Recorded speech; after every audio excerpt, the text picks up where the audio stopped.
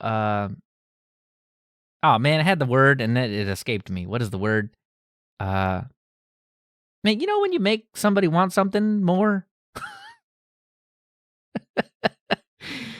Oh man, I'm firing and I'll send. My brain went in the opposite direction, so now I can't unthink that. Yeah, nope. What is the word, man? It's desire, but that's not the word I want. Like I want to increase desire. I want to increase desire in you about CentOS. Everyone desires some Podman. Yeah. Hype, like hype it up. CentOS hype, man, hype. So, a hot plate of hype. We can serve up a hot plate of hype on CentOS by starting this show out about CentOS, and then Leo, kind of. You just made the show title. A hot plate of hype. Yep.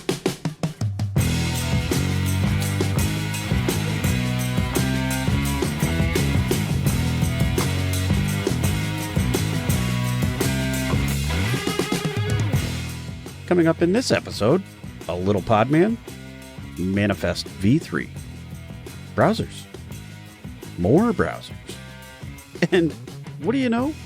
More browsers.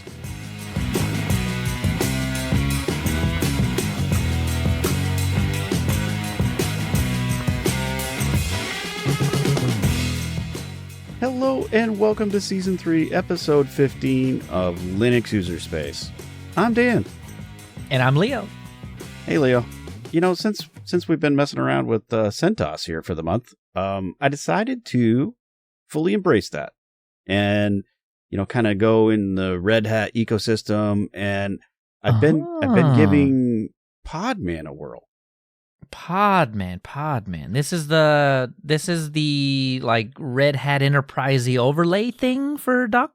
It's like a Docker drop-in replacement, if you will. So okay.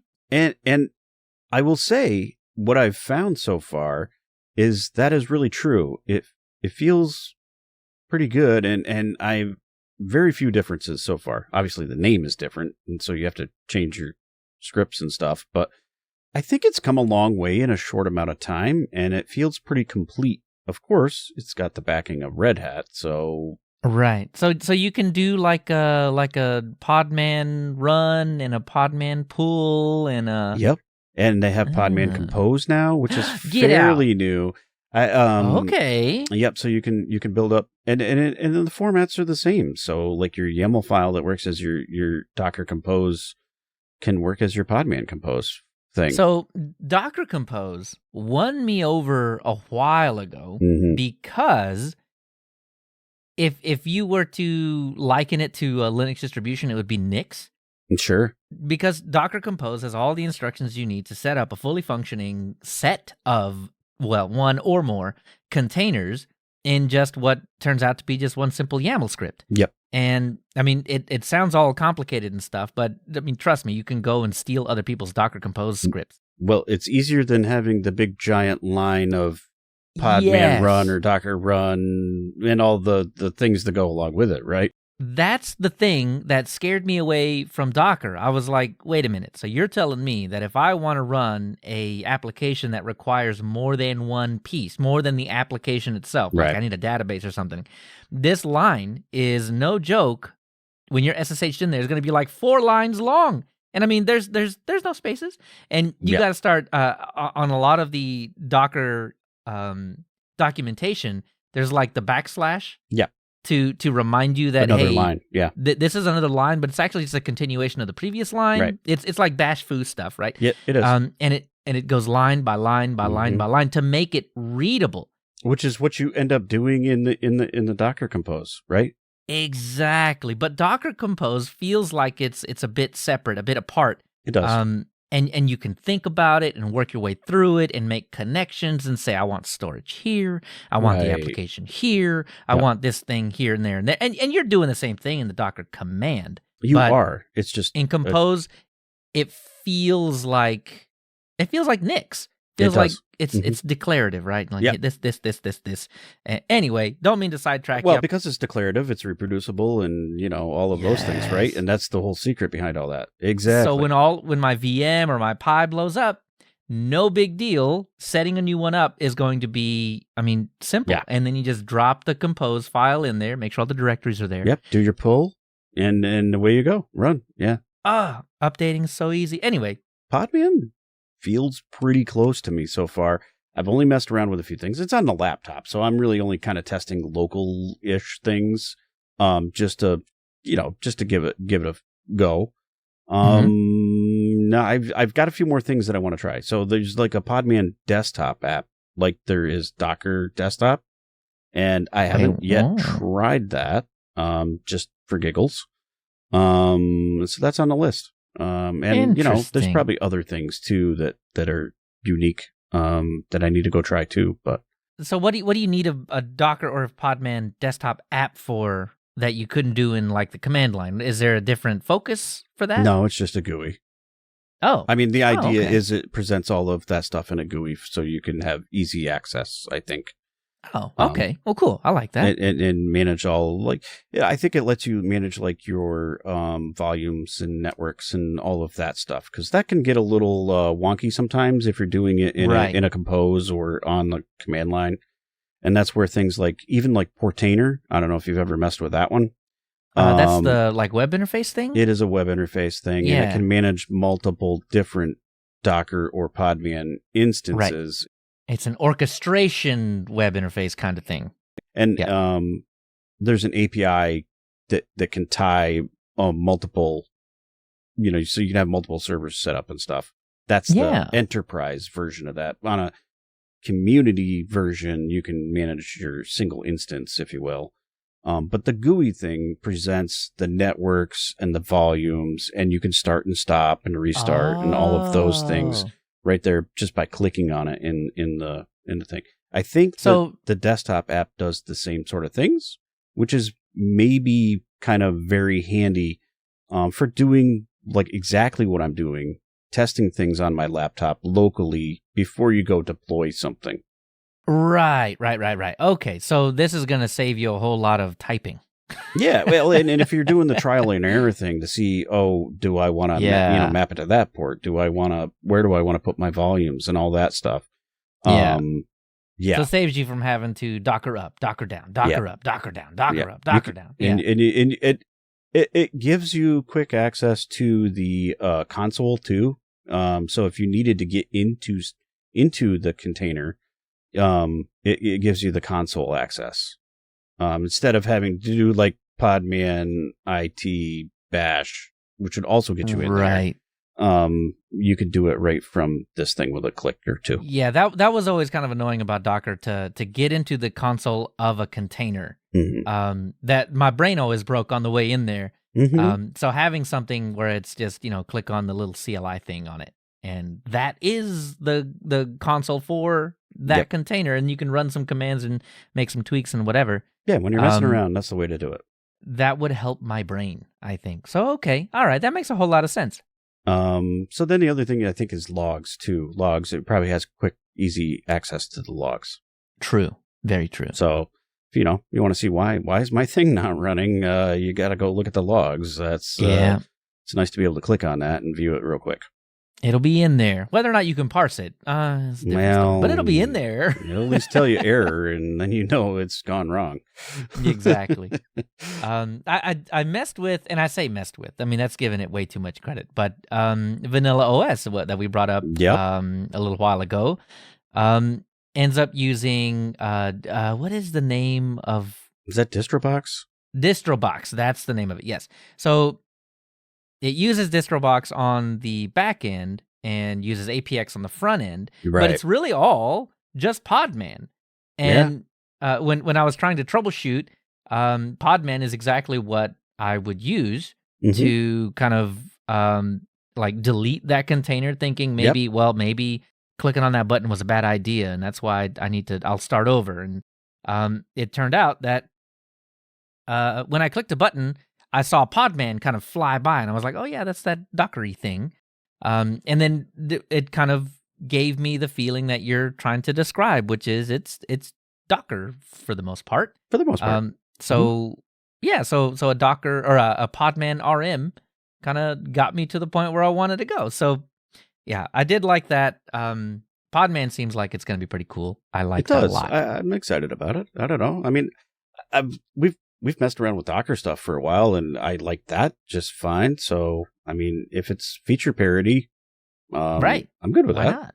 Yeah. Why not? If I could just Podman instead of Docker, okay. Yeah, exactly. So I'm glad you've had a pretty good time with CentOS so far. Okay, so as we know, CentOS is one of those distros that you don't get seismic changes often. No, and it's not flashy. It's not flashy. It isn't. But I like that though. I kind of like that, right? Like, I mean, Linux Mint is not flashy. It doesn't have a lot of that. So it is kind of my speed as far as let's not change much from version to version. And, let's not break things. So CentOS is very big on that kind of thing, obviously, for obvious reasons. But one of the things that I figured I would do, because we're using it for a month, is to get all of the apps that I normally use on it. All right, so the first thing that I install, of course, is Discord, so that I can stay in touch with Dan and make sure that everything is going well, and so we know what's coming. Right. And that worked just fine. But then I started adding more and more applications, and ran into this issue that I dug up, and it seems to go back as far as about 2016 or 2017. Oh boy. Where you install an application, and in my case, it was both Flatseal and Audacity. Flatseal, obviously, for changing permissions of things, and Audacity for this audio recording. Yeah, sure. Kind of got to do that, right? And when you launch them, the fonts aren't there. And if, especially back in the day, if you remember what happens when a font is not there, all you get is boxes. Yeah, box. So, like, where it would have said Audacity, it just had the right amount of boxes for letters in the word Audacity, right? So I mean, it was box. Definitely not a usability issue at all. Yeah, no. And everything, right? Like the timeline, all the numbers and seconds and everything, boxes, everything. Oddly enough, the little counter down at the bottom, the thing that tells you where you are in a particular recording, right? That worked. Okay, must be hard-coded font thing. I suppose so. It's got to be like a WX widget thing or something, right? Where it's like that's a widget that's built in. I don't know. Sure. But so I look over to Flatseal. Okay, so let me tell you the order I did it. I did Audacity first, and I'm like, I can't read anything. It's probably a font's permission issue, right? Right. So yeah, I see where you're going with this. Right. So I'm either going to give it permission to a directory, or I'm going to copy my fonts into a directory in my home folder and give it permission to that or something. I don't know. We're going to figure it out, right? So my first thought was, all right, let's install Flatseal and mess with some permissions and get this working. Yeah, well, Flatseal's behaving the same way. Boxes. And, there's like 6 apps on here, and I know what they are by their icon, but everything else is boxes. And in Flatseal, the permissions have creeped up in amount. So, I'm scrolling down the list of permissions, and it's just boxes. It's nice to know where you're at. And Right. Right. So I knew that things were toggled on and off, but I didn't know what they were. So that kind of put a kink in my plan. And I was like, do I want to dig down into the Flatpak command line and maybe try and figure this out and give it permission that way, which probably wouldn't be too terribly difficult, but it'd be Googling. Or should I spend my Google time on maybe there's a fix for this? What's wrong with my fonts? Yeah. And they'll just, and someone has already figured this out. Yeah, good chances. Actually, seriously, you say it's like stable like that. I guess that's one of the things. The problems, they're kind of persistent. A little bit, because the discussions that I found were in the Fedora 20s. Oh, wow, that is really far back. Wowie. Yeah, I saw some, 28, 29, something like that, and then I saw a couple about 31 and 32. Okay, well, that's a little more recent, yeah. Yeah, CentOS 9 is based on 34, so, bugs not resolved up until that point will make it into CentOS. Yeah, yeah. Anyhow, so I'm pulling my hair out trying to figure it out because I don't think anybody other than the bug has been resolved. And I'm just sitting there looking at Audacity thinking, no, it has not. So I'm like, well, what do I do? I can't find anything about it. I don't know what my next step should be. And I'm like, wait a minute. What if I just change my fonts? Maybe it just has something to do with Cantarell. Yeah, the font you have is not complete kind of thing? Right. I mean, I don't know. But I'm like, well, I don't know. What's a good, well-known font? You know what? I won't even do that. What I'm going to do is I'm going to install a system font. And so I dig through, and one that I can get along with is Google Noto. Yeah, Google Noto is good. Yeah. I installed all those, swapped it over, didn't even open an app. I was like, you know what? This is going to be a reboot kind of situation. So I reboot. Mm-hmm. And I open up a couple apps. Those are fine. I open up Audacity, looking good. Mm-hmm. Open up Flat Seal, also looking good. So nice. I have, for all intents and purposes, solved the problem, changed the font. So for some reason, Flatpak in CentOS 9, at least for me, maybe I need to reinstall or something, but does not see Cantarell, but will see Google Noto. Yeah, so sometimes there's I don't know, different levels of fonts. There's like a light, a medium, and a bold, and all that maybe jazz. That's it. And so maybe it's missing one of those that those applications want to use, whatever that is. And so Cantarell just doesn't have that. Maybe, I don't know. I'm guessing that's the only thing I can think of. Yeah, what a weird little situation. But it has been resolved. I cannot go back to Cantarell, which is my favorite font. Yeah, it fits in. Yeah, for quite a while. It's been one of my favorite fonts. So Google Noto it is. And yeah. It works. Okay. All right. Google Noto. Well, I'll talk about booting up next time. If you haven't subbed on YouTube and TILvids, do it now while we have you distracted. And don't forget, you can watch us live on Twitch the day after an episode drops. Normally, if things are going as planned.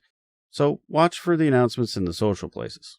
By the way, that is 7 p.m. Eastern Time, which is 6 p.m. Central Time? Central, 4 p.m. Pacific? Yeah, I'm not going to go beyond that. Time zones are hard. I think it's like around midnight UTC. It's got to be, right? Sure. Yeah, come join us there on Twitch, live. Hey, I love our patrons, and I know Leo does as well. I almost can't keep up with all the new folks. We got some great things that we've bantered about before in the pre show. Hopefully we can deliver on some of those things. But, hey, we get you early access episodes. We get you high quality audio episodes. Now we're pushing out video early. There's all sorts of great reasons to join Patreon. And if you want to do that, jump on over to patreon.com/LinuxUserspace.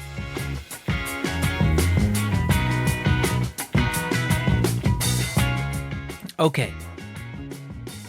I'm going to say it. Okay. It's Browser Watch. Yeah, totally. Okay, so you heard it at the beginning of the show. It's going to be a bit of a browser show. Browser centric. We start digging into the browsers, and all of a sudden everything's about browsers. I don't know how this happened, but it started with Dan. You brought in Firefox 109. Which is just released not too long ago. Some people like the extensions, a little button up there that shows all your extensions, and some people do not. Yeah. But then again, isn't that everything Firefox does, right? You got half the people that are like, it's fine, and the other half are like, I'm deleting Firefox. Yeah. Yeah. So that's kind of a neat little thing, I guess, that they've added, and it consolidates all of your extensions into one little button now, which is okie dokie, I guess. I still have some of mine pinned out here. I like seeing uBlock Origin ticking up. Like, it tells me which websites I need to avoid in general when the number is like 20, 40, 100, 1,000. And I'm like, nope, this site, nope. I'll only come here if I absolutely have to, right? Right. But things like the multi-account containers, because you have ways of getting into those containers without ever touching the extension. Right. That can go hide. Yeah, I don't need to see that. Yeah, the translate thing. And your container tabs, they're coded and stuff. You don't need to be seeing, that. Exactly. I love that. The color coding. Oh man, I get off track way too often, but the color coding helps bring me back to what's going on. So I do appreciate that. So half in, half out about that, about the extension thing. Yep. But behind that, the Firefox, they decided to kind of toe the line, I guess, if you will, and it's probably a smart move. You can't be creating everything all on your own. What they decided to toe the line on was Manifest v3. Oh, I think I've complained about Manifest v3 on the show before. I'm pretty sure I have. But hey, you know, they'd already decided that path. I feel like a little bit when they opted to keep Manifest v2. I don't know. Like I think, well, they get some of their funding from Google, so it's hard to, resist some of the things that they push out. So my take on that one is a little different. I know that the funding is there, and well, yeah. If you've listened to the show up to now, you know what I think about that. But I think in general, right? Chrome and Chromium own the web. I mean, we're talking 90% of the web is Chrome or Chromium. Everybody writes for Chromium. Everything is Chromium. Yep. So when Google says, "Hey, we're writing, we're making some changes to the way that we implement extensions," and Firefox is like, "I want extensions," right? And Google's like, "Hey, well, guess what? You can totally just use Manifest v3. We invented it.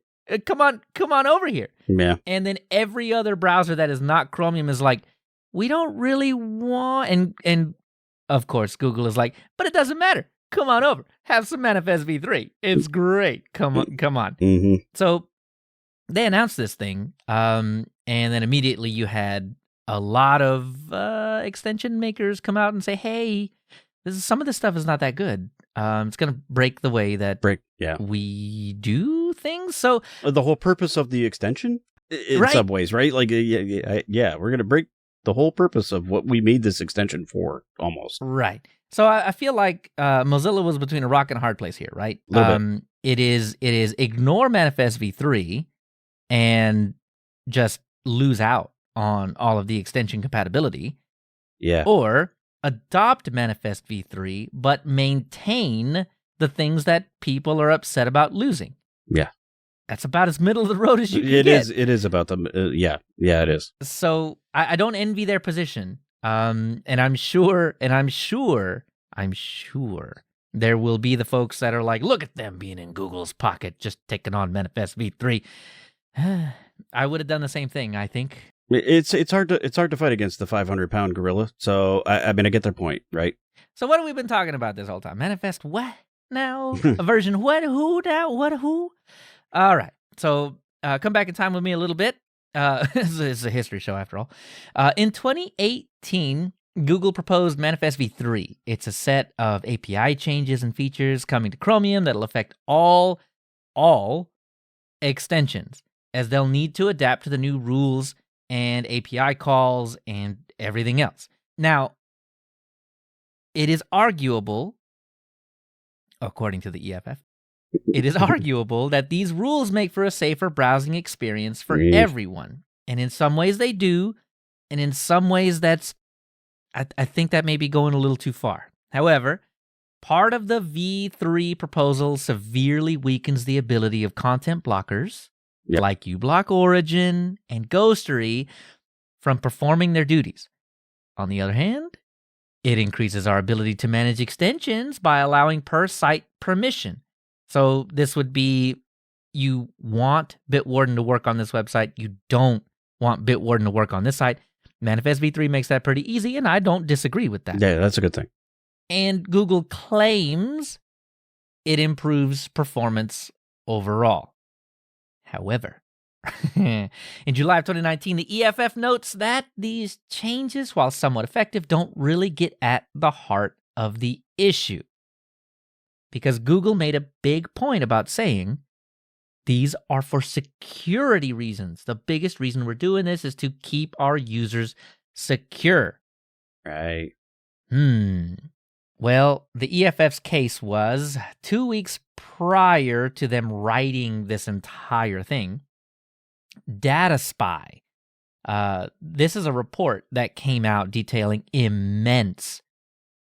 millions of people, amounts of data leakage by extensions. Oof. And none of Google's assurances detailing that they're working on it by alluding to Manifest v3 will change it. The extensions, even after Manifest v3, will still be able to do what Data Spy uncovered. So we're talking an extension sees the web page that you go to, sees the stuff that you're typing into that web page. The only thing that I think you could really argue under Manifest v3 that will prevent an extension from doing that is you physically actually clicking and checking a box that says this extension cannot work on this website. That is it. That is the only one that I have seen. Yeah, so it's totally an opt-out sort of thing. You have to opt out.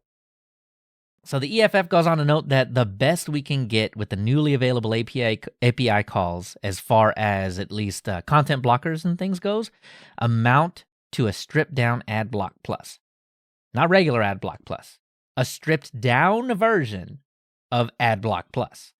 Oof. Then in September of the same year, Firefox responded with the Manifest v3 announcement, noting that they would weigh what Manifest v3 is and adopt only the portions they agree with, and that they would keep parts of the old system intact. And they have stayed true to that so far.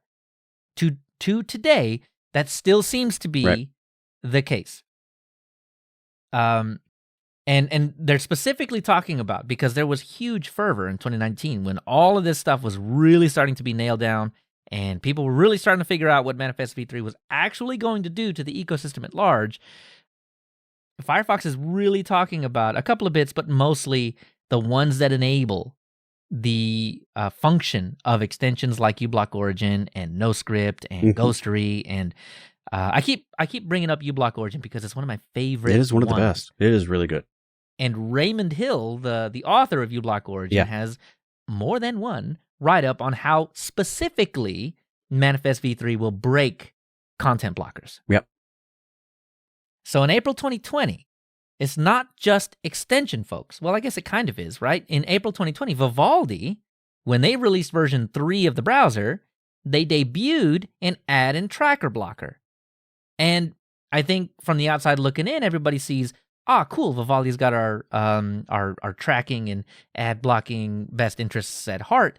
But they specifically say the reason they did this was as a means to bypass the Manifest v3 issues altogether. If you build it into the browser, if you build the content blocker into the browser itself, it bypasses the need for the web request API, which is what the extensions were using to block content. Yeah, that's how they examined the page, use that API call. Exactly. And Brave always had an ad blocker, but beefed it up in 2019. So you can see the writing on the wall. Everybody involved in these content blockers can see how it's going to go once Manifest v3 actually drops. In November 2020, Google finalizes and publishes Manifest v3, though the implementation timeline for dropping Manifest v2 support and picking up v3 support was now. Like now. Right now. January 2023. However, the cutover was extended in 2022 to June of 2023. And then they did it again. Then they pushed it even further. To January 2024. And it's no wonder. In December of 2021, the EFF reminded us that big parts of Manifest v3 still have huge bugs, breaking bugs that affect large amounts, not just content blockers. Not just content blocking, this kind of thing, the types of bugs that the EFF was describing affected pretty much the entire extension ecosystem at large. People like extensions. You would not believe the amount of people and the amount of extensions that I see on a daily basis. And I swear, it's like stuff the browser can already do. Sometimes, but sometimes it's not. I mean, you just want to get new themes and some, little, I don't know. And I get that. I totally get that. But, sometimes some of these extensions shouldn't actually exist. But that's kind of the problem. And that's what DataSpy, back in 2019, that's really what they were talking about. A lot of these extensions that people frivolously installed were spying on them. Yeah. And how many times on this show do we talk about how the browser is... That's where you live most of the time, especially on the desktop, right? That's where you live. Exactly. So anyway, things have largely stayed the same since the start. Since really, I guess the end of 2022 till about now. The dates have kind of come and gone, but again, the new date is January 2024, and there was this big fervor mid 2022 that we knew Manifest v3 was coming. We knew that the cutover was really January 2023, but Enterprise, so the Enterprise long-term support Chromium customers were going to be able to take advantage of the extensions based on the Web Request API and a couple others up until about June of 2023. Right. And so that's where the June number came from, and then they pushed it to the June number for everybody, for the public at large, and then they pushed it again. So, it's obvious that Manifest v3 is not ready. It is obvious. But it does not seem like Google is going to reverse course. No, I don't think they're backing down. We saw them reverse course a little bit on Flock, but then they just reworked it, and it was like it was basically cohorts again, but with slightly more privacy. And I think everybody kind of ripped that one apart at the end of it anyway. But anyway, I don't think they're backing down. I think Manifest v3 is coming. But here's my plea, I guess, to you. As I've said before, I said this before all the Manifest v3 stuff happened. Don't use Chrome. I mean, yeah. I've mentioned it before, right? I mean, I'm not saying to use Firefox. Well, okay, maybe I am saying that. Maybe it's do okay use Firefox, if you do. But if you don't want to use Firefox and you're like, well, Chromium is faster. I saw that Phoronix thing that came out last week, and it said that Chrome was like 15% faster and like everything. And I see it. Yep, I get it. I see that. So, you want to stay on the Chromium ecosystem in general. That's okay. There are 2 browsers right now that I can point to and full-throatedly say they have your at least ad blocking and tracker blocking interests at heart. I agree with that. Yeah, Dan, you know of one of them. Did you use one of them? Yeah, I use them both, actually. Oh, you got on the Brave train. Yeah, I do use Brave sometimes, yeah. I think the only real, other than not liking Brendan Eich, right? The only real complaint I hear about Brave is that it's got that cryptocurrency stuff in it. Yeah, but you turn all that stuff off, yeah. Yeah, you don't really ever deal with it. And then, but Vivaldi, and then... Vivaldi's great. Yeah, the only thing I've ever heard about Vivaldi is that it's the kitchen sink approach to browsing. Yeah. But again, same as Brave, just don't enable it. It asks you at the very first run. The quick start is kind of easy to get you off to the races. You can choose, do you want the fully loaded, or, you got 3 different choices there, from the simple straight up just I want a web browser to I want everything. Yep.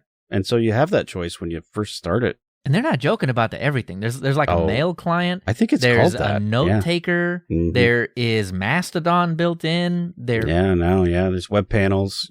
Which is like a browser to the side of your browser. Right. Like it's a browser and a browser. Hey. It's the mail client, it's got a mail client, news reader, note taking. Oh, the newsreader thing, yeah. It does everything, and they mean it. And where do you want your tabs? Do you want them on the side? Do you want them on the top? Do you want them on the bottom? All of those things. You get all those choices thrown at you in a hurry, but as you adopt them, they're sort of nice. I really like the tab management stuff and being able to stack your tabs, and especially for things like this show, when you're researching stuff, you can put all the like things in a stack, and then you want to go over here to this other, tab. Your stack kind of collapses and gets out of your way. And you don't have a big long thing of tabs, which is nice. Yes. I do like the stacks. That is really cool. Stacks are cool. And tiling tabs is also pretty cool, especially for things like this show. So I can put up our show doc or notes, and I can have a bunch of web pages in the other tile. And so I can, take, things from one to the other and make sure I get them accurate and stuff in the notes. Having them both in front of my face is pretty key. Yeah. Hey, I heard you like browsing, so put a browser in your browser so you can browse while you browse. They weren't kidding when they said that. So I don't know. Enough side tangent on how I love Vivaldi, and the things I love of it. Yeah, I think when you realize that it's kind of got applications that you use every day built into the browser, and you're already using the browser, it's not really that big of a deal to just, instead of going to your operating system menu, you go to the Vivaldi side tab thing. Yeah. And then just launch your stuff from there. It's already there. Half of those apps that you'll be using are built on Electron anyway, so it's not like you're not launching Chromium. Right. These seem to be the go-tos. I agree. Brave and Vivaldi. They are obviously going to keep up with Manifest v3 so that you can use the extensions that are going to be coming out for Chrome and Chromium. You'll be able to take advantage of those without any kind of having a sidestep or whatever, but you will also still have add and tracker blockers. Now, here's the cool thing about those. I know it's going to come up because I think there's only one place besides news sites that like to try and get you to sign up to their newsletter 6 times before you can get to an article, and then they show you about 3 different videos that have nothing to do with the article at all. And they're loud. But the other thing is YouTube. Does it block YouTube ads? Yeah, they actually both do. Yep, somewhat. That was actually pretty surprising to me, because historically they've not been great at doing that. It's a lot harder. It is. I mean, we're talking about an hour of YouTube, and I mean, I didn't even watch full videos most of the time, but you can see in that little yellow marker along the video that, then ad's going to come or whatever. Yep. But I mean, I'm talking an hour on each. I don't think I saw a single ad. Not on the side, not in the video, unless it was the creator doing the ad themselves, which I think you can skip. Like, some apps actually will skip that stuff, which is weird. I think like Vanced or whatever on Android will do that stuff. I mean, don't quote me on that. I think I heard that one time. That's kind of cool. Yeah, but yeah, it seems like Brave and Vivaldi are going to be the only ones that fully support Manifest v3 that will also block pretty much all the things. But of course, Firefox, you know I can't finish this segment out without bringing it up, will also do that. They still got you covered. Because Raymond Hill is still going to be developing uBlock Origin, which hands down that's my favorite. Compared to anything, is still one of the best ad blocker, tracker blocker, everything blockers that you can get your hands on. So yeah, I agree with that. I actually use that on my phone too. Yep, you have options. They just happen to not be Chrome, Chromium, or Edge. Well, Edge does its own thing too. So actually, the strict mode on Edge does block some of that stuff as well. It does, but it ain't going to block you a YouTube ad. No, it doesn't do that. But Edge has its own problems. Those are different. Not related to that. They are. That's not their priority, and I totally understand that. I will say, like, it's Microsoft's enterprise browser, which they're not gonna try and block ads, man. They have Bing. They got a thing, so they'll block some. They really pushed the Bing in the enterprise, honestly. Yeah, I don't blame them, but it's not gonna give you the ad and tracker blocking on a Chromium the same way Brave and Vivaldi will. Hey, you want to catch the great topics as they unfold? Jump on over to our subreddit or our news channel on Discord. You know all these Manifest v3 things we've been talking about this entire time? Guess what? Those news sources were there. Yep. They were there the whole time. And when Firefox 109 came out, we had a link to that too. It was there too. It was also there. And the coverage probably from, all the other popular news places. We try to get that in there as well. So, yep, it's all in there. And if you're looking for it, if you're looking for those places, they're just linuxuserspace.show/Reddit or linuxuserspace.show/Discord or, I do wonder what linuxuserspace.show/malware takes you to. Huh. Do you dare try it? I don't know. Maybe.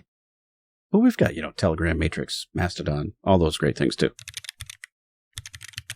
Guess what? It's not Deja Vu. It's Browser Watch again. Because there's not enough Browser Watch in your life, man. I'm going to talk to you some more about browsers. But you're going to talk about your least favorite browser, Leo. I am. But they've done something so cool, I can't not praise them for it. Yep. Chromium, a few weeks ago, rolled up to version 109. And in version 109, they seem to have fixed an issue that I complained about in Season 2, Episode 16. I don't know about you, but I still use a mouse, because I don't think we've there's no quantum computing answer. Right, exactly. There's no quantum computing answer to a mouse yet that we can just move the mouse around with our brain or something. Chat GPT will get you there, but almost, not quite yet. So I'm stuck with, on the desktop and sometimes on the laptop when I don't feel like two-finger scrolling in a really awkward position, I'm stuck with the scroll wheel. Yeah. And as I assume, many other people are as well. So there was a long-standing bug. And when I say long-standing, I mean it was first the earliest version of this bug that I could find. Issue 521211, Linux scroll speed is too slow. This is a bug filed in the Chromium bug tracker. And the person added a recording of how slow it was compared to Firefox at the time. Firefox even sped it up after this point, which Firefox is fine. Firefox doesn't have to change nothing. I like the way Firefox does it. So we're going to talk about another browser later. Oh, hey, that does scrolling fine. More browsers? Stop it. That's too many browsers, Dan. That's too many to browsers. Tease you can't do that many browsers in an episode. You can't. So back and forth, all through August, all through the rest of 2015, into 2016, and then the bug kind of fizzled out a little bit. No one could really figure anything out about it. Chromium themselves marked it as won't fix. But even up until this point, there was plenty of evidence that it was not Linux itself, because there were plenty of Linux workarounds to make it work. Right. Using Linux to fix an issue that Chromium was blaming on Linux. How about that? Anyhow, but the bug picked up speed again in 2018. And same basic stuff. Yeah, Chromium reopened it for a little bit, closed it back down as won't fix. Then again in 2020 and 2021, picked up steam again. And this time we got a little bit of feedback from Chromium saying, all right, we'll take another look. I just assumed, and this is about the time that I complained about it, episode 16 season 2. This is about the time because I was at the end of the rope where it was like, I just can't use Chromium on a desktop, Chromium anything on a desktop, unless I'm on X where I can use Whirl and speed it up just for Chromium-based things, right? So if I'm using Brave or Vivaldi or Edge, they all be actually every other thing that is based on Chromium, though, too. Yeah, except, and here's the kicker, Edge. Edge was halfway between Chromium and Firefox. It was different. I don't know why it was different, but it was definitely different, and you didn't hear anybody talking about how slow Edge scrolling was. But then, at the end of 2021, this is after we had done our episode on that, another bug is filed. Now, this one doesn't even match what we're talking about, but poor resize performance, mouse scroll performance, and UI incongruence on Wayland and Vanilla Gnome 40, 41, and Ubuntu. These are a bunch of issues. Yeah. And it turns out within the laundry list of actual real bugs that should be fixed, Dan, I'm going to give you one guess. What bug was nestled in the laundry list? Oh, it's got to be your scrolling problem. It was the scrolling. It was absolutely 100% the scrolling. And on November 9th, 2022, we get it will come in version 109. I think this can be closed now. Not just won't fix, it's closed. Yeah. Well, it took them, 2015 to 2023? 7 that's a lot of years. Yeah, 8 years, yeah. Yeah. I'll give them, you know what? Because it was like at the end of 2015 and at the beginning of I'll even say 7. It took them 7 years to just acknowledge that it was an issue. Yeesh. And then finally fix it. All last night, I minimized my Firefox, opened up Brave. Oh, it's so good. It's so good. Because I stayed away from Chromium browsers just in general in Linux because the scrolling was so bad. Mm-hmm. And I tend to use a mouse. And sometimes I'm on Wayland where I cannot install something like Whirl to fix it. Right. So, But like Electron-based things are also impacted here too, no? Yes. Okay. So here's the breakdown. Brave and Edge Beta. I did not check Edge Stable, though Edge Stable may also be included. Both of those, obviously based on Chromium, have the 109 backend and seem to scroll better now. I mean, again, that's the browser I used all night last night in Brave. And the scrolling is not quite as snappy as Firefox. Firefox has this weird like acceleration thing. So when you scroll like 5 or more clicks, like the page is like really zooms a bit, like zooms upward, not bigger. And Chromium has a bit of a smoother scroll to it. As long as it's going the right speed, I don't care, right? Yeah. Exactly. So Brave and Edge seem to have this already added. Yep. Vivaldi, as far as I can tell, is still based on 108. So they have a little work to do. I mean, all they really got to do is update to Chromium 109, which I suppose they'll probably do in the next... Yeah, that's coming. I'm sure that's coming. In the next few weeks or something. So Vivaldi will soon be there. But the kicker is things like Discord and Element, where I do like to scroll because I scroll back sometimes to find feedback and things like that. The scrolling on that, there's no telling. There is no telling when the Electron base will be upgraded to match Chromium 109 or above, which would have this scrolling fix. Those things can languish for a while. Yeah, I get it. Oh, I don't know how many articles I've seen. Electron is so out of date and unsecure, but people are still using it. I don't know. So sure. that'll be a while, I suppose. But I guess Discord it'll catch up eventually. But that day is not today. I will be happy that day. It'll just update one day and I'll scroll and I'll be like, and I'll probably talk about it on the show.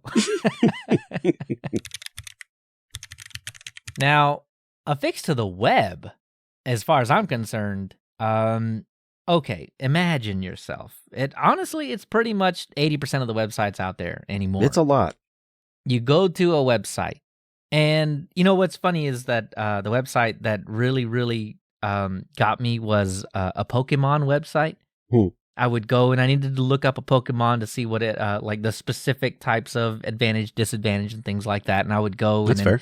I would find my Pokemon, and all of a sudden, boom, huge on the screen. It says, "Do you give consent for us to track you?"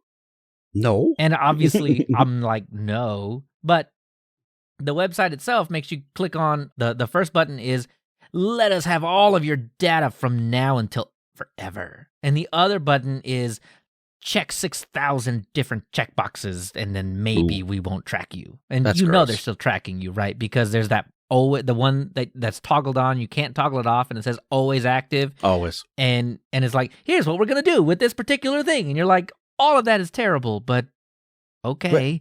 And so, like, the variety that these things come in, as far as style, really annoy me a lot, because some of them are, like, not too bad, right? Down at the bottom, little bar, whatever, except, yeah, fine, whatever. But some of them are, like, halfway up the page, big, and right in, like, get out of here. Like, I just need to see this one little thing. I don't need, like, you don't, no, get out of here. And so, yeah, those things are annoying. And it's not, it wouldn't be so bad if these cookie consent banners, questions, whatever, weren't so tricky. Mm-hmm. Like, every single time I see one, I have to click. Ubuntu.com does this. Yep. I have to click into it. Yep. And then I have to go and, like, okay, not that one, can't turn that one off. Okay, not that one. Okay, fine. And then, but, later on, they'll ask you again. Probably because your cookies got, trashed or something like that. Yeah, or you're a different part and it's a different section and it's tracking you differently. I don't know. Yeah, I get you. Oh, there's an entire Google thing about that, by the way. Maps.google.com, separate domain, separate cookies. Now, google.com/maps. Yeah. Now, anything you agreed to on google.com now works on Maps, works on chat, works on mail, works on everything. They knew what they did. But anyway, it's not about them. Well, it was about them, but it's not about them anymore. Still about them. It's about the cookies, man. Yep. Anyhow, something that flew under my radar, I can't believe it. It should have been part of a browser watch months ago, but it wasn't. And that's my mistake. But I'm here to tell you now. Brave. The first time you hit a website that has a cookie consent banner on it is when it flies one of those in your face. And I was immediately, I was already mad. I was like, why would you and then I read it. And I was like, oh, wait, what? You said get rid of them all? Like, forever? And then I clicked, yeah. And then I went to all the websites I knew that had made me mad in the past. No cookie consent banner. Yeah. It's just baked in to the browser. All you got to do is click yeah when it asks. That's it. And if you don't, it's a couple clicks and settings. It's kind of convoluted, but they've got a blog post on it and everything. But the thing is, it'll ask you, do you hate these things? And I'm like, yeah, yes. I totally do. Click yeah, and they're gone forever. Well, but Leo, you know why you didn't really realize it and forgot about it? Is because you stopped seeing those. Yeah. And this is my problem with the web, is I never minded ads. I never minded them. It's when they started flashing at me, making noise, getting in my face, covering up what I wanted to see. And not only that, giving you malware. Right. Yeah. And crypto was a thing for a while. People were mining you through ads and stuff. Like, no, like, I think people do need support. I don't, and I understand why you turn to the advertisements, because sometimes you want to recommend, or not necessarily recommend, you want, like, products recommended that might go along with the thing that you're doing. And so that makes sense. At least you have a like-minded ad. It all kind of gels together. But when you get annoying and in your face, you've gone too far. Yeah, no. Do not yell at me, video player. Exactly. Don't do that. Yeah. So, ever since then, and we're talking like late 90s here, man. I had wished for a content blocker of some kind. And then when they came out in the mid-2000s, I was like, yep, never going to go on the web ever again without ever having one of these. Yeah, absolutely. And then uBlock Origin came out and was just my unicorn. Cleaned all that junk up, yes. Yep. And I've never gone away since. And then, enjoying the web without a content blocker is almost impossible. So I'm so glad they're there. And I mean, I really will. Like websites that I know that just don't get in my face, I'll let them in because why not? They're not bothering me. They're right over there. And yeah, maybe I'll click on them. Okay, here's my secret. Sometimes I just click on them. I don't actually do anything on them or anything. I just click on the ad and I'm like, I hope that gave you a nickel, man. Yeah. That's fair. So back over in Firefox land, if you've got uBlock Origin, you can enable AdGuard's annoyances list, and that'll filter them out as well. But I just can't sing the praises of Brave enough because it's just yep, never want to see him again, and then you never see him again. Yep. It is amazing. Honestly, it was one of the things that I think that dragged me to use more Brave. Is that because it was getting annoying. I don't mind. Like, okay, you want to tell me that you got cookies and you're tracking. That's cool. But maybe don't get like quite so aggressive about it. Yeah. I mean, honestly, it wouldn't be so bad. I don't think I originally I didn't really hate the cookie thing too much because I think most people gave you a, yeah, it's cool. No, it's not.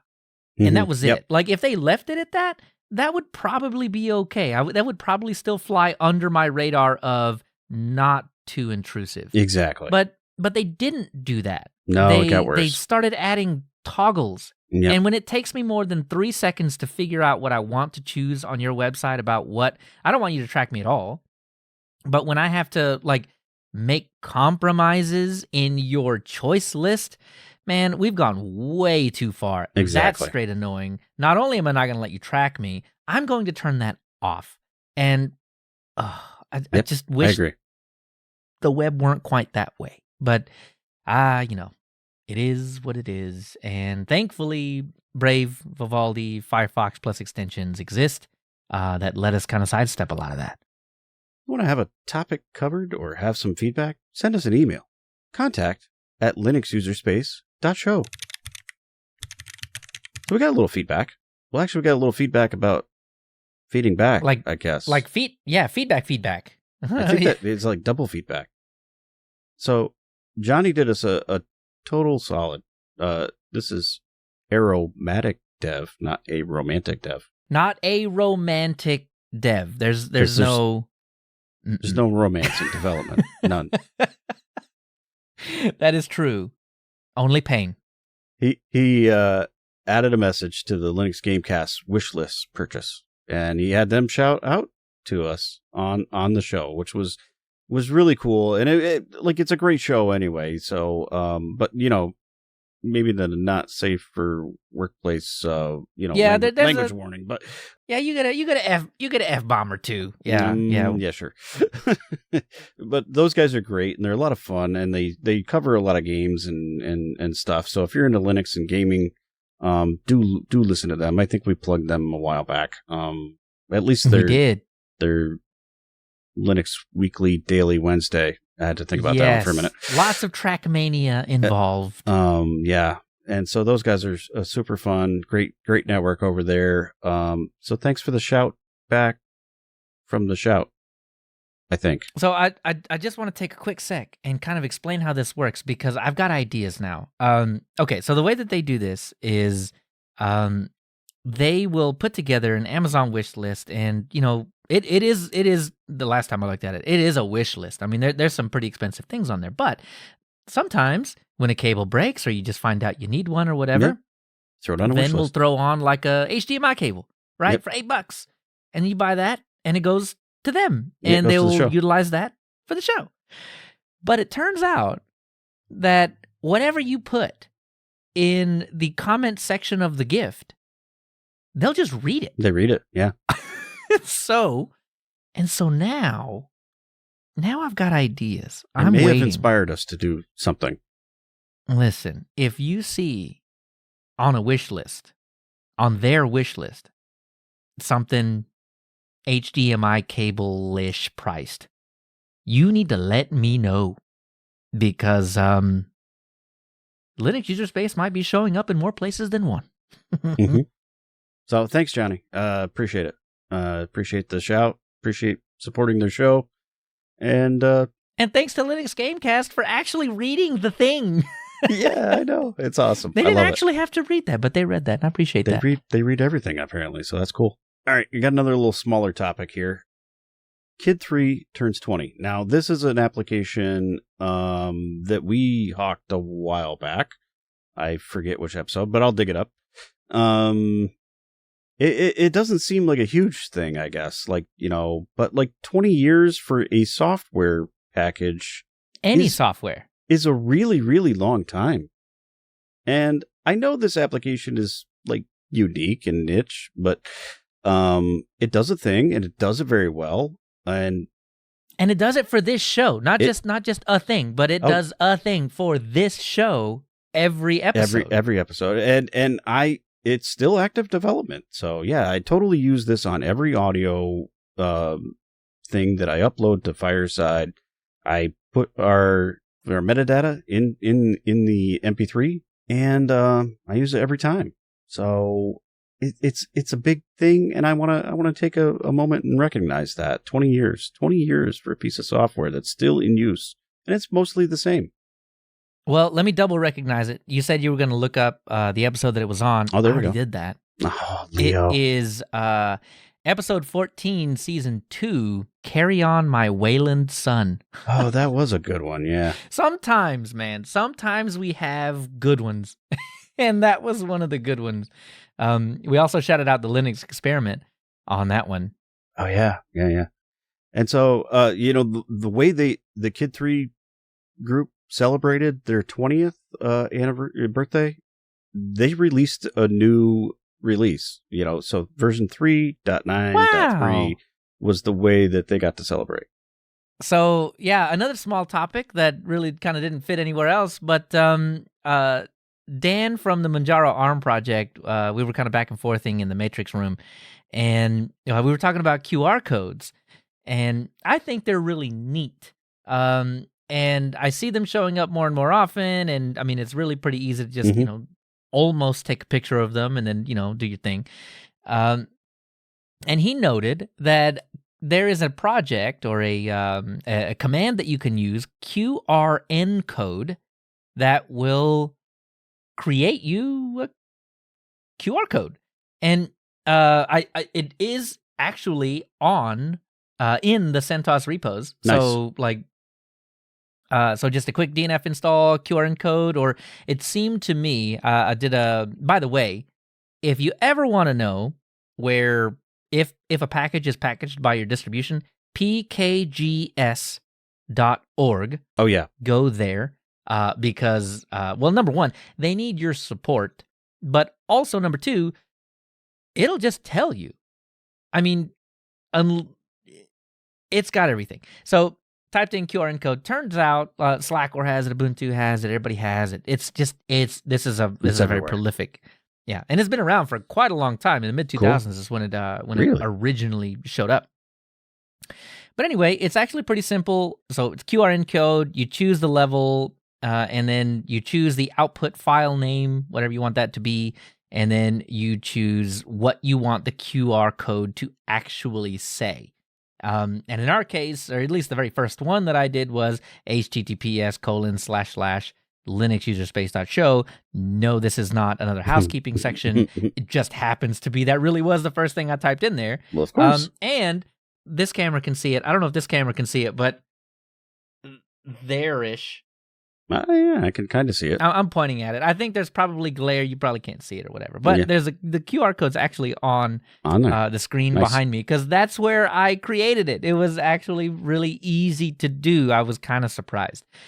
And it turns out you can tweak it to be bigger and more complex, or smaller and just very relaxed for a QR code is kind of, it's going a little far. Right. It's static, man. That looks like a TV that is on the wrong channel. Yeah. So, but anyway, so I thought I would look in a little further, and see, oh, okay, well, maybe there's like a GUI one or something, just some other app, right? So first thing I do is hit up the old DuckDuckGo, right? There's got to be a better word for search than DuckDuckGo it. Can't say DDG it. It doesn't make it. Anyway, whatever. Not the topic. Topic is QR codes. So I go to DuckDuckGo and I search for QR code like application. I forget what I had searched. And then DuckDuckGo's like, all right, here's a QR code for the word application. You requested. There it is. Oh, that is some, that is some meta stuff. So I was like, wait a minute. So you're telling me DuckDuckGo just and yes, the answer is yes. If you want a QR code, you literally just type in QR space code space whatever the thing, and it'll make you a QR code just for that. And I don't know, because I'm the most unoriginal guy ever. I did https://linuxuserspace.show. And you know what? They both work. Nice. QRN code, DuckDuckGo, they both work. So yeah, if you're a command line junkie, QRN code. If you are not, just use DuckDuckGo. I suppose Google will probably do it for you. Maybe Brave too.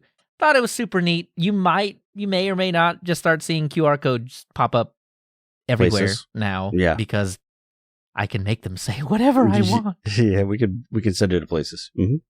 The one thing I can't do now is I've seen some really cool QR codes. They're like pictures, but then like integrated into the picture or even as part of the QR code. It's like got some cool, really artistic stuff. And for some reason, I've got into pixel art. So maybe there might be like some kind of weird crossover going to happen. Ooh, I'm excited for that. All right, first of the focus. Yeah. Number 1. So this one's a little different this time. I want to shout out to the ASUS Notebook Linux community. So it's a slightly different thing, but this group is doing some big things. What they're doing is providing like hardware tools and fixes for the ASUS Notebook community, kind of bringing them as a first-class citizen into Linux. I would say maybe while on a smaller scale, it's akin to like what the Asahi team is doing in a way for the Mac M1 and M2 stuff. So my first thought was like bringing together stuff like Framework was doing as building communities and all this kind of stuff around it. But I think you're right. I think you're closer with the Asahi thing. Yeah. So, I mean, they're taking something and they're kind of doing a little bit of reverse engineering and bringing some tools along with it. And so I don't have an ASUS laptop yet that I can test this with, but the stuff looks just absolutely amazing that they're doing, and I can see why some of these things are pain points, in particular with Linux, that you would normally have obviously under Windows, because that's where the thing is made for. So I'm really kind of excited about it. I know I might be in line to inherit one of these somewhat soon-ish, maybe potentially. Okay. So give me a vintage, just ballpark it. Vintage of the machine. I don't know. I want to say like 6th gen i5, maybe. Okay, so it's not really new. Was that like 2016-ish? Yeah, maybe 2017. Okay, but a nice little machine. Got the touch screen in addition too, so that's pretty slick too. Anyway, I dig it. I haven't inherited that yet, but I may be in line for that. So that's another thing that got me kind of excited. How well does Linux play on the thing? Well, apparently with some of these tools, it plays a lot better. And that's pretty key. They have all their stuff over on GitLab. You can check it out over there, and I'll have a link to that in the show notes for sure. And I do want to say a quick shout out to Christoph for bringing that to our attention. Yep. Because I've seen in community after community, hey, I've got this one ASUS this or that, and this is broken on it. Yep, this is the community you need to join to get all your stuff to work. Yes, it is. And so things like, I mean, the tools, they bring great things like, RGB keyboard control. Yes. Fan control. Control. That's my favorite. Yeah, fan control. And charge control? Like, I mean, I feel like, charging your thing, appropriately is pretty important. This is something I have on my framework where you can actually tell it the maximum charge that your battery should hit. Mm-hmm. And I set my laptop at 50% because most of the time it's sitting here on a charger docked. Right. So not bringing it up to 100 and keeping it there, losing your some battery. of that. Losing that longevity, right? If a lithium-ion battery is at 100% or 0%, for long amounts of time, you are killing the longevity of your battery. So right in the middle is about as, you get that, probably 40 to 70% range is probably right where you want to be. And so, like, it'll feed you notifications and stuff, too, about your hardware, like, probably when things fail and not working or, all sorts of stuff. So do check them out if you have an ASUS laptop. I was just kind of blown away at the magnitude that they are able to cover with the stuff they have. Kind of impressive. It is. Some good reverse engineering right there. It's time for the other focus. You ready? Focus. I am Number focused. 2. I'm looking at my web browser, Number Leo. 2. Why are you looking at a web browser? Dan? That's all I do. Is it because I'm going to talk about a web browser? Maybe. I told you it was going to be a lot of web. You thought we couldn't do it. Okay, I thought we couldn't do it. We did a whole show on it. I did it anyway. Yeah, we did. I just put more browsers in there. This browser watch part 3. So before I get into it, I really kind of wanted to ask a little question. I'm probably going to do it anyway, but we talk a lot about Firefox. Well, I talk a lot about Firefox, a lot about Firefox. And we also talk about Brave and Vivaldi and sometimes Edge. And I mean, because of all that, we talk about Chromium and Chrome as well. But what we don't talk about is Gnome Web and Falcon. But that's true. But lots of stuff is happening in both of them. The Gnome Web and Falcon ecosystems. And before the show, Dan and I were talking about Gnome Web just in general and whether or not we thought it was kind of daily driverable. And I think at this point, and probably for longer than now, but I think the answer to Gnome Web is because I know a few months ago we had tried Gnome Web or we had messed with it. I forgot what we did it for. Yeah. But I was messing around with Gnome Web, and when you got onto some really JavaScript heavy sites, it really started it started chugging. Yeah. This is not a smooth scroll. This is right. It's just not a very good experience. But and you say smooth scroll. That is one of the best features of Gnome Web that I've found is the smooth scrolling. It is just fantastic. So anyway, this app focuses about Gnome Web. And it's a double feature. It's a double header. Tangram. Tangram just came out with version 2, which is why it came up on my radar. Yeah. But Gnome Web, back in September of 2022, was released with version 43 of Gnome. And with that came a feature that many folks, especially in the Linux community, lamented that Firefox lost. Yeah. Gnome Web gained PWAs. Right. So, and I'm not talking like the limited set that you get with some of the other Chromium-based browsers. I'm talking any website you want to be. You can just click install, but Gnome Web also creates you a desktop file so that it integrates in with your menu. Nice. So if Gnome Web works well with whatever website you're trying to do, it solves the PWA problem. Yeah, that's good. And because I wanted to test out the PWA thing, I also started using a little bit of Gnome Web as well, and got onto YouTube, which was surprisingly good. Good. That was one of the ones that really struggled, I feel like. Yes. Well, yeah, I think it was like Reddit and YouTube. Anytime videos showed up on Reddit, like like new Reddit, not old Reddit. Old Reddit was fine. New Reddit is terrible. Yeah. So when you're scrolling or whatever, because it's endless and JavaScript heavy, like GNOME Web would start to chug and choke a little bit. It's doing a whole lot better now. Good. But the thing that surprised me about YouTube was that it didn't fully remove the ads, but you just didn't see them. It like turned the screen turned white. Oh, yeah. And you could click the skip ad button, but you never actually saw the ad, which was okay. Click the thing, chugged for a sec, and then the video played. And cranked that bad boy up to 1080p, 60 frames, smooth as butter. Good.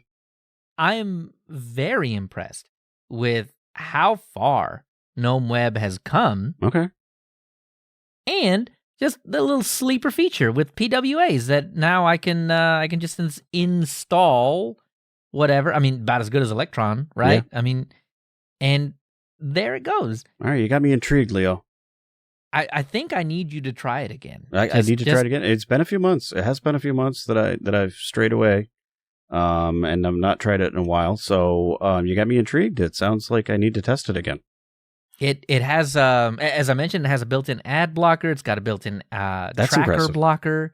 It is, and I think just in general, especially for a pre-built-in. I mean, I think most distros that come with GNOME come with GNOME Web. Right. I think it's something that you can rely on more and more, especially now that some of these really cool features that other browsers have had for a while are starting to make their way into GNOME Web. You know, we might have a Safari situation here pretty soon where you don't need to go get another browser.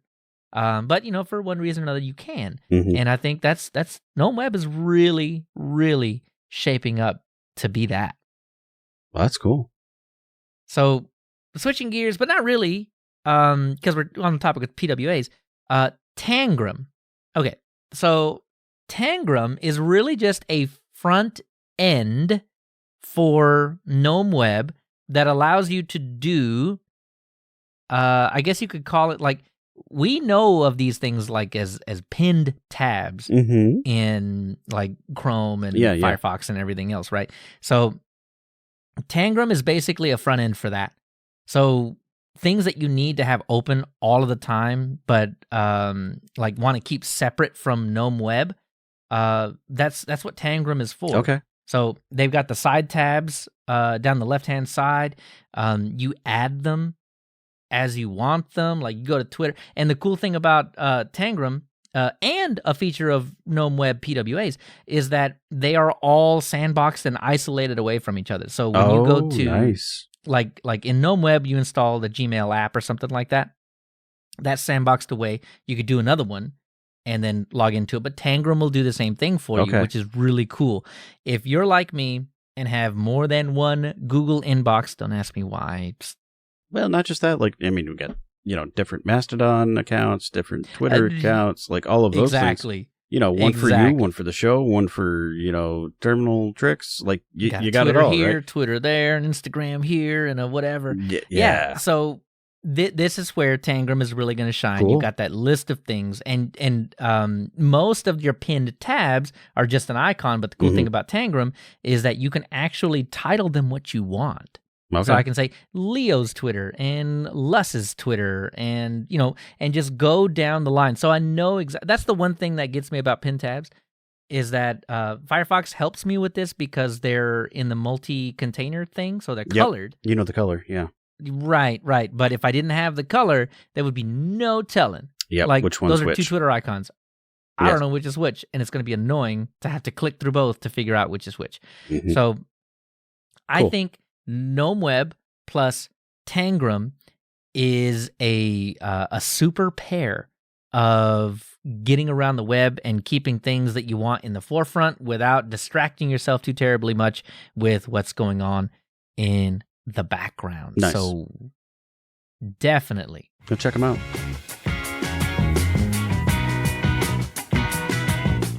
All right, Leo, that brings us to the bottom. And next time we're done. Oh, man, I got like a whole 3 more hours in me, man. No, I don't. No, I don't. So next time, the history of CentOS, add a few thoughts and whatever else we can cram in there. But I came to a realization here. We're talking about CentOS. We're only going to have 2 distros this season after CentOS, when you think about it. That is right. So yeah, because CentOS will be 16. Yeah. So then we'll have another one drop in 18. episode 18. And then one and then 20. the season finale. So, I mean, hang tight. It's going to get exciting here. We're only going to have, 3 more distro history things, and then we break. And then we'll be on to the curry. Anyway, so stay tuned for those for sure. It's sure to be exciting. In between shows, you can catch us on Twitter, Mastodon, Telegram, Matrix, Discord, whatever. Give us your suggestions on our subreddit or email. Give us some ideas. We love them. All the links and show notes are on linuxuserspace.show. So, Leo, where can we find you? You can find me at the old Twitters at Leo Chavez, or on the old Mastodon at Leo Chavez at mastodon.social. And you can find me at KC2BZ on Twitter and at KC2BZ at mastodon.social. Join us in 2 weeks when we return to the Linux user space. Bye. See ya.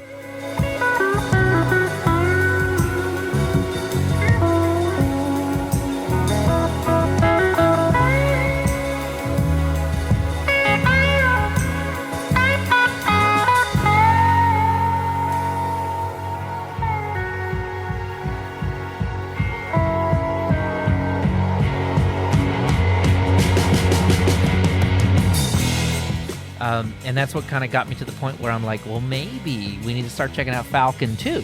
I do have Falcon installed. So, I'll say some things about Falcon. Falcon's got some ad blocking thingy built in too. Yeah. Another thing is you can set up that like Vivaldi, where you've got all your little start page things where all your pages are on. What are they called? Bookmarks, basically, but not quite. But it's your quick start launch thing. You can do the same thing in Falcon. There's going to be a time where we do a browser watch, and it won't have either Firefox or a Chromium in it. It's going to be a Gnome Web Falcon browser watch. Just watch. It'll happen. And I just kept thinking that to myself. So I'm definitely gonna follow them closer. Yeah. And bring them in as anything interesting really happens.